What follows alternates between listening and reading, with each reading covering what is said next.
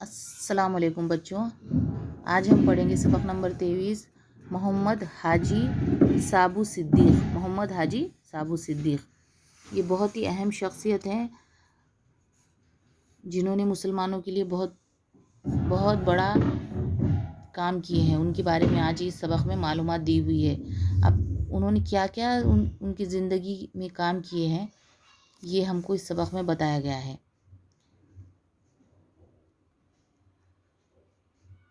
آپ نے حاتم طائی کا نام ضرور سنا ہوگا۔ حاتم کی سخاوت، مہمان نوازی اور درد مندی کے قصے آج بھی مشہور ہیں۔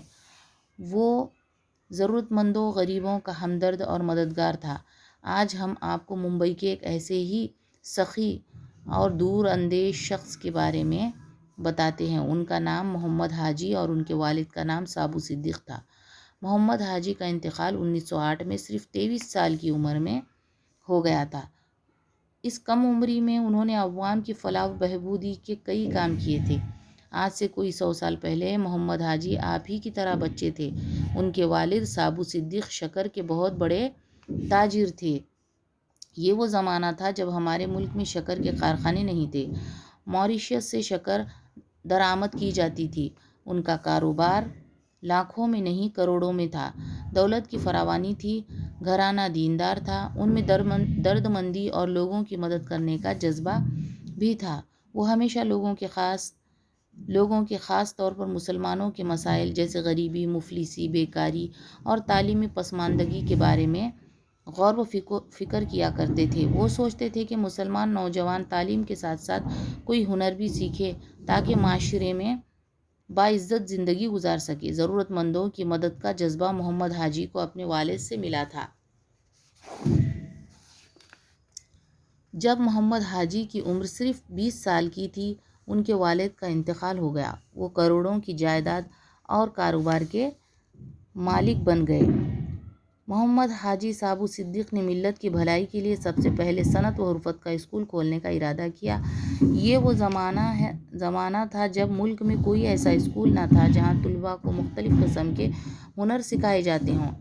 محمد حاجی سابو صدیق نے اس طرح کے اسکول کے قیام کا ارادہ ہی نہیں کیا بلکہ اس عظیم مقصد کے لیے 18 لاکھ روپے بینک میں جمع بھی کرا دیے۔ اس زمانے میں یہ بہت بڑی رقم تھی۔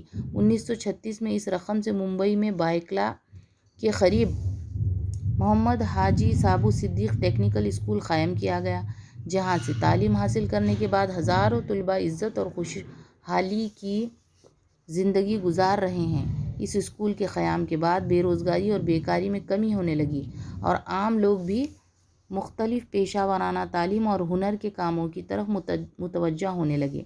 محمد حاجی سابو صدیق ٹیکنیکل اسکول کے قیام کے ٹھیک 10 سال بعد 1946 میں ممبئی کے مشہور تعلیمی ادارے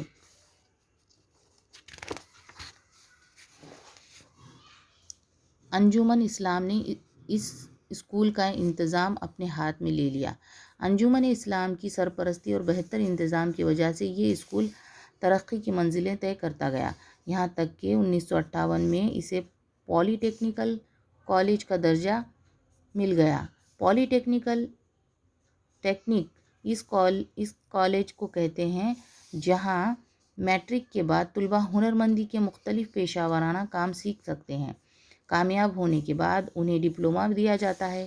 محمد حاجی سابو صدیق پولی ٹیکنک کالج کی ترقی کی اگلی منزل 1984 میں آئی، جب حکومت نے اسے انسٹی ٹیوٹ آف انجینئرنگ اینڈ ٹیکنالوجی کا درجہ دیا۔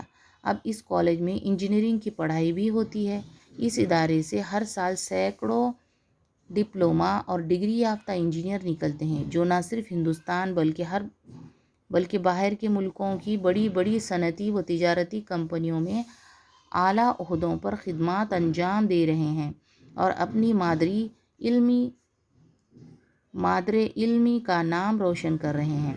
سابو صدیق انسٹی ٹیوٹ کی سلور جوبلی 1961 میں منائی گئی۔ اس موقع پر وزیر اعظم پنڈت جواہر لال نہرو نے خاص طور پر شرکت کی تھی اور اس ادارے کی تعلیمی خدمات اور حسن انتظام کو سراہا تھا۔ محمد حاجی کے والد سابو صدیق بھی بڑے نیک تھے۔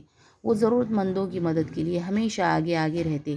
یوں تو ان کی خدمت خلق کی بہت سے کام ہیں، لیکن ان کا سب سے بڑا کارنامہ حاجی صابو صدیق مسافر خانہ ہے، جو حج کے لیے جانے والے مسافروں کے لیے بنوایا گیا تھا۔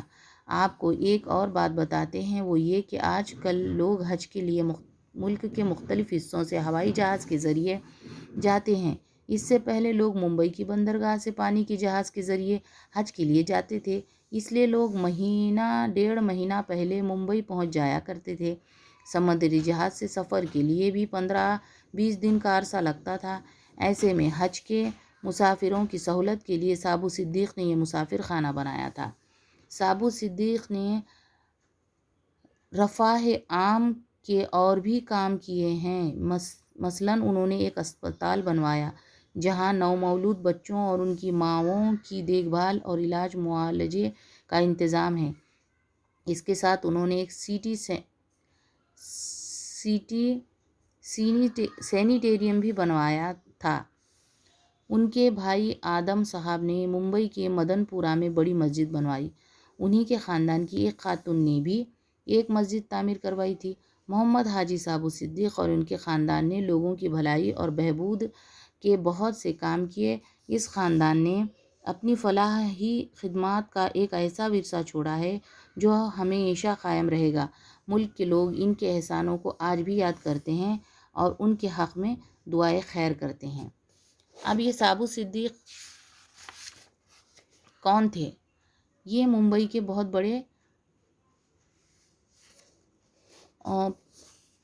بڑے شخص ہیں جنہوں نے اپنی دولت کو پورے نیک کاموں میں لگا دیا۔ اب انہوں نے ایک کالج قائم کیا، جس کالج میں بچوں کو ہنر مندی کے پیشے سکھائے جاتے تھے۔